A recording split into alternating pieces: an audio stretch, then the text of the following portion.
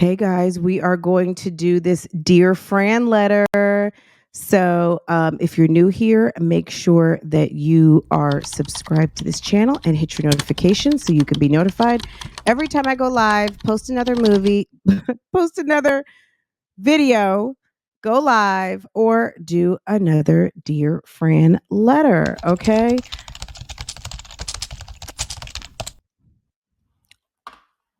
Okay, guys, let's get into it. Dear Fran, my husband's sister hates me. He never has defended me when she does or says terrible things to me.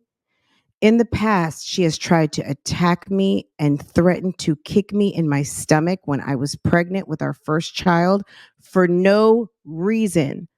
I'm not even kidding. She even went as far to say that she hoped our child didn't live.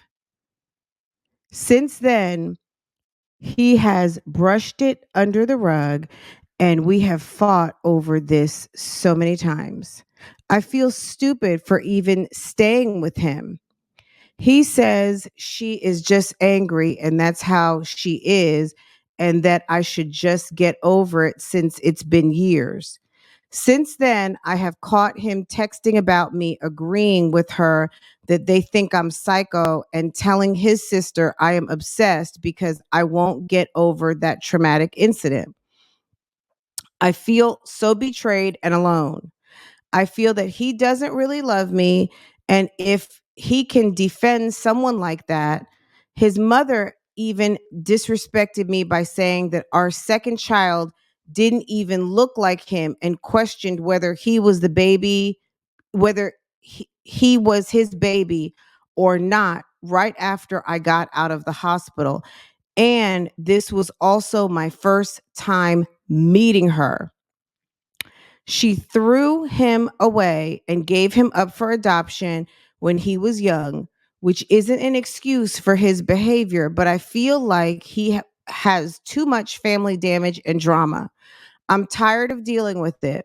He doesn't see them often since we don't live in the same state, but it bothers me that he never defended me and dismissed my feelings about it. I've lost all respect for him. I'm considering filing for divorce, as we say in New Jersey, divorce. I don't think this can even be repaired at this point. I don't want to break up my family, but I feel like it can't be resolved since he doesn't see a major issue with how I'm feeling. I don't feel loved or respected by him. I really don't want to start over and become a single co-parenting mother, but I don't know what else to do. What advice would you give me? Thank you. Guys, are you proud of me? I read that whole letter. I only stopped once. And there's so much I wanted to say. Let me scoot my chair in, okay? Dr. A is saying run, sis, okay? Lady, you have a lot of problems here. I'm just gonna be honest. There's a root cause. This man was abandoned at an early age. And he probably doesn't have any sort of loyalty bone in his body, and it doesn't sound like he came from a particularly healthy situation. And depending on how he grew up, his sister being so disrespectful and him wanting to hold on to his family, he's willing to hold on to them harder than the one he's making for himself. And you could end up with children like that. That's just off the top. But let's take this one thing by one thing. Okay.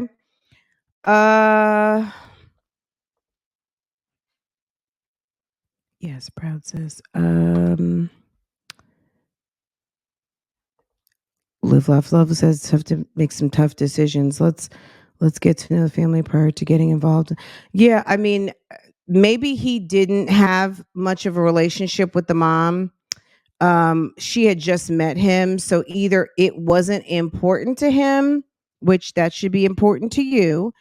Um, and lots of different things. But let's take this from the top. Dear Fran, my husband's sister hates me.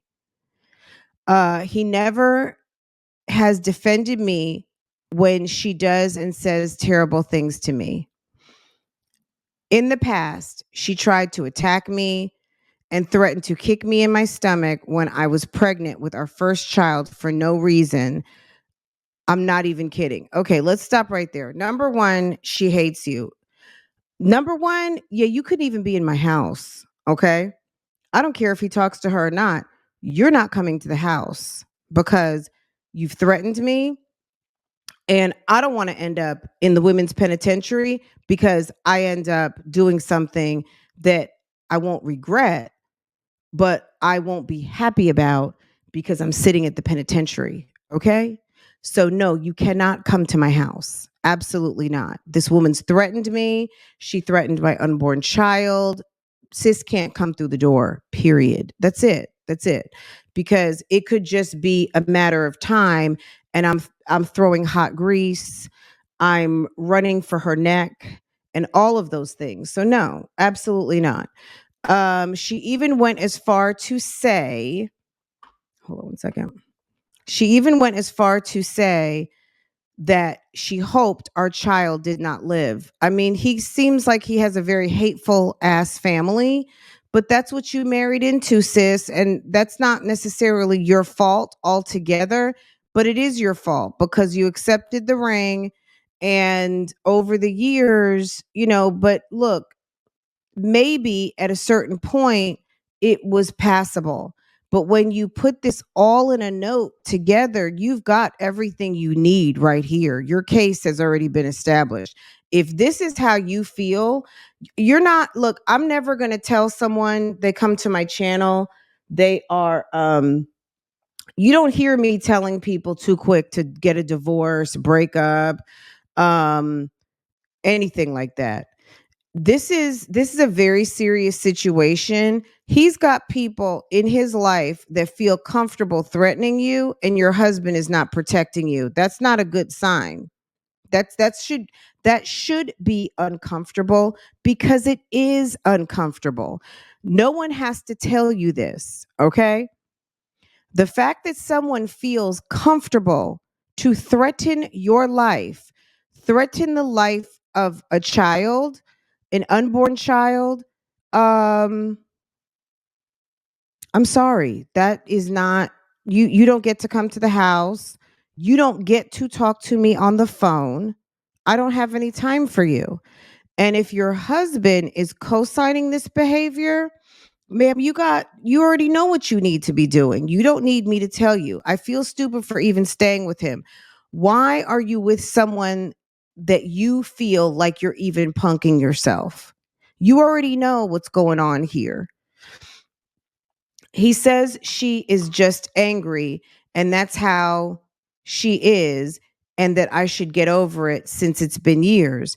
Um if you haven't talked to her in many years and you're still salty about what she said, but she's not saying anything else, I mean, I think the greater issue is here is that you're married to someone that does not protect you, doesn't care about your feelings, and doesn't make you feel safe. Okay. I mean, my first thing would be, do you have insurance policies? Um, you know, if you were to all of a sudden fall down the steps and bump your head, is he going to slow drag calling 911? Those are the things that you have to think about. Is this guy just tolerating me until I kick the bucket? Like, you just don't know. And it sounds, I mean, to me, I would be concerned. There are plenty of people who can do whatever they want for as long as they want, as long as it's suiting them. Okay. So you got to be your own advocate. Like you said, you have children and your children need you to survive. Unless you want some other lady walking around your house in your pajamas and your cute little slippers with fur on them. Um, I would protect your neck, literally.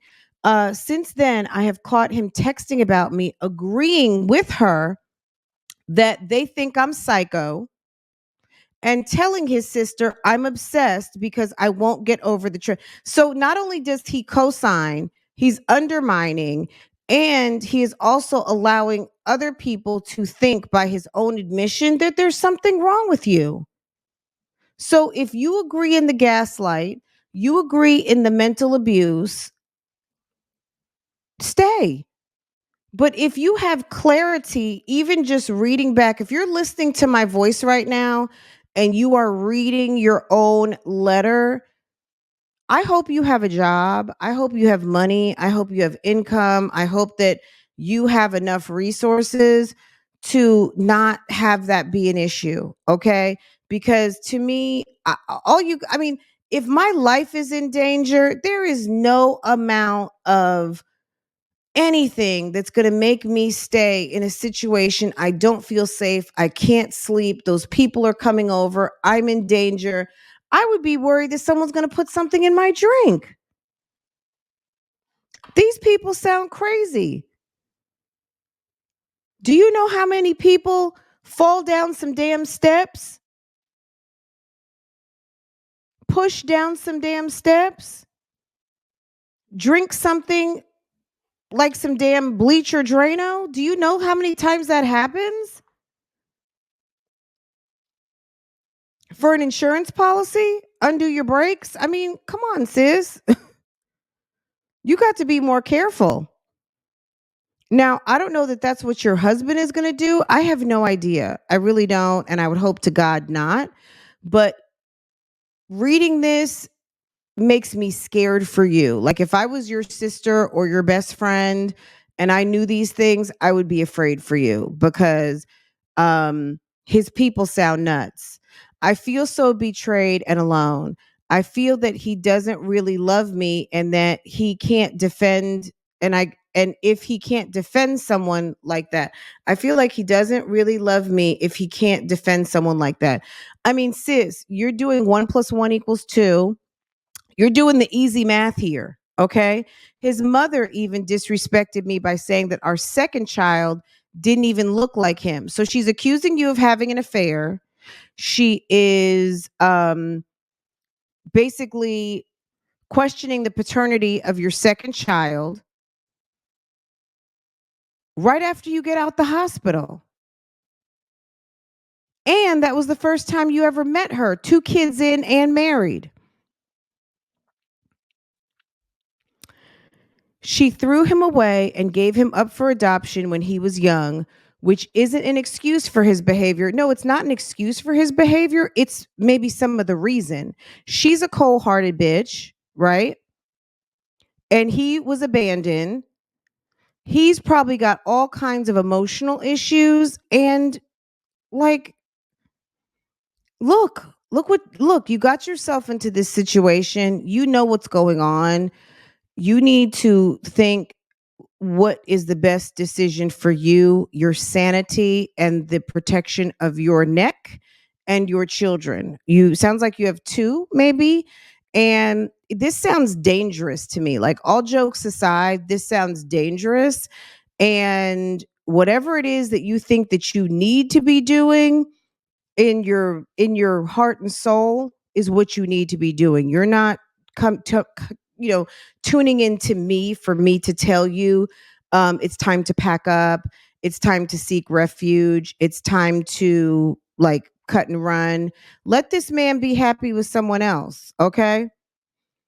But I feel like he has too much family damage and drama. Ding, ding, ding, ding, ding, ding, ding. And you're going to pass that on to your kids. Okay. You're either going to pass on doormat syndrome to your kids. Okay.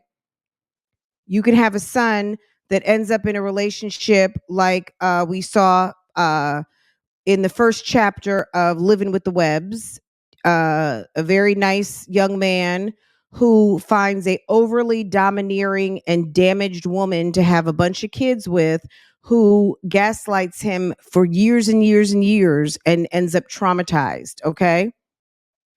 Or you can end up with Olivia. Okay, a daughter who suffers from abandonment issues that loves to gaslight her men and herself and is delusional. Okay, run, sis. You don't need me to tell you that. I'm tired of dealing with it. He doesn't see that. He doesn't see them that often, but he's texting with them on the phone.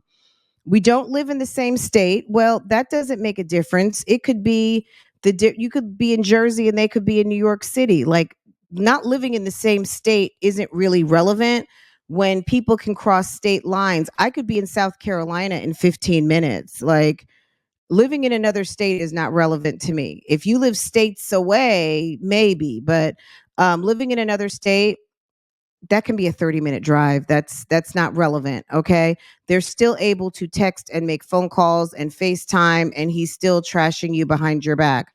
I'm considering filing for divorce. I don't think this can even be repaired at this point. I don't want to break up my family. Your family is broken up. Just because you're living under the same roof doesn't make it that your family is so solid. You have a leader of the household who is disrespecting the mother of the household. This is the husband, and he is disrespecting his wife. So either you have daughters, you have sons, or both. Your children are learning that your father puts you at a low priority, and it's okay to have fun and games and even threaten your life, and that his sisters are okay coming over and talking shit to you, and that even their own grandmother looked at them and didn't see family. Like, this is trash, man. Like, you don't need that. I don't want to break up my family, but I feel like it can't be resolved since he doesn't see a major issue in how I'm feeling. Look, forget about how you're feeling. It's the facts, sis. Look, it's facts over feelings. Your sister threatened me. Your sister continues to threaten me. You don't protect me. It's not feelings. You're not imagining this. You have facts that happened. Your mother questioned the paternity of our second child. Your sister threatened to kick me in the stomach when I was pregnant with the first baby. Like, those aren't feelings, love. Those are facts. Okay. All right. There's a difference. I don't feel loved or respected by him. I really don't want to start over. Look, you're by yourself. Okay. Stop being afraid to start over. Stop blocking your blessings. Stop being lazy. And I'm talking to everybody. This whole dynamic of people feeling like they don't want to start over, I'd rather hold on to something worthless because I don't want to start all over again. Are you kidding me? You don't have anything. It's worthless. Just because you have something in your hand doesn't give it value. If you're writing me, that's already not a good sign. Okay. You're holding on to something that is worthless. All right. And I would rather pick up my self-esteem, my dignity, my safety, and my sanity, because that is something and that is valuable. Okay. And handle my business rather than holding on to something of poor value and actual no potential. Okay. Um, don't be lazy, sis. It's Monday. You know what I'm saying? You either work on your marriage, you get counseling, maybe try to see if you can work with this ninja to get him to see what he does not see and to understand what clearly he doesn't understand. But I wouldn't waste my time. And it's not about going out and getting someone else. It's about being safe. It's about not ending up at the bottom of the stairs, looking up at a ceiling and trying to figure out how much time you have left before someone calls 911, or are you going to make it to the hospital? It's about not being in a ditch and thinking, how did I get here? Okay.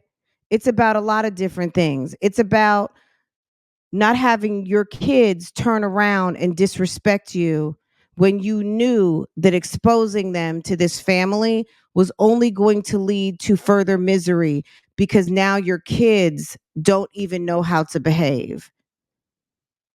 and your daughter is acting like her auntie. Okay? I mean, that's all I mean, I don't really have a whole lot else to say, sis. You need to read your own letter, and if you want me to take it serious and give you serious advice, you need to read this letter, get out your feelings, and face the facts of what's really going on. This is a dangerous situation that you're living in, and it doesn't seem comfortable. It's not 2023, and you no. Mm-mm. I can't co-sign any of that. I mean, the most I can tell you, number one, pray for proper guidance and discernment.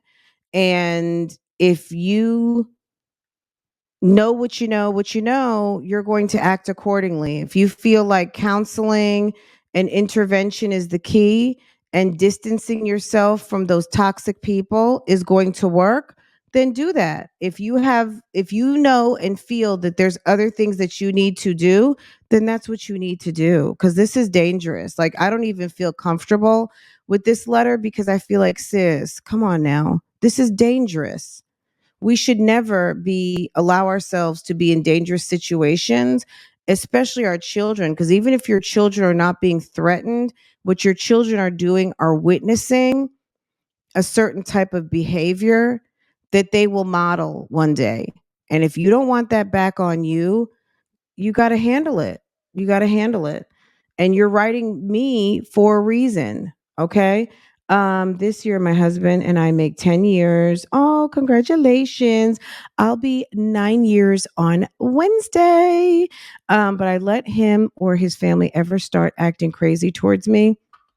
I wish a swigger would. I'm packing up my twins, the truck, and empty the accounts. Okay. I mean, look, you got to do what you got to do. You have to be safe. Safety first, right? Whatever safety first means, that's what it means. Okay. I don't want to be responsible for telling people to get a divorce, because I'm not a therapist, but I'm saying that you know what you need to be doing, and you need to seek out some help, because this is very dangerous. And honestly, I don't understand why, if they hadn't been, police reports hadn't been filed, because there's no way you're going to threaten me like that. Because I'm going to need some sort of documentation, because when I go at your head, I want there to be an established record that you have been threatening me. Okay. And that's the reason why I came for her. Okay. Guys, I don't know what else to say, but there's a lot, there's people out here who are going through it. And just keep Bougie Gang as a collective, as a whole, an extended YouTube streets in your thoughts and prayers, because it is not it is not easy out here, and a lot of us are going through tests and turmoil and very traumatic situations at home and need support. Okay. Hey guys, I hope you enjoyed this edition of Dear Fran. Make sure to comment down below if you have any advice for sis. She really sounds like she needs it and support. So for sure, comment down below. If you're new here, welcome. If you enjoy content like this, make sure to subscribe to this channel, hit the notification so that you can be notified every time I post another video, go live, or drop another post. Anyway, thanks again, and I will see you next time. Bye.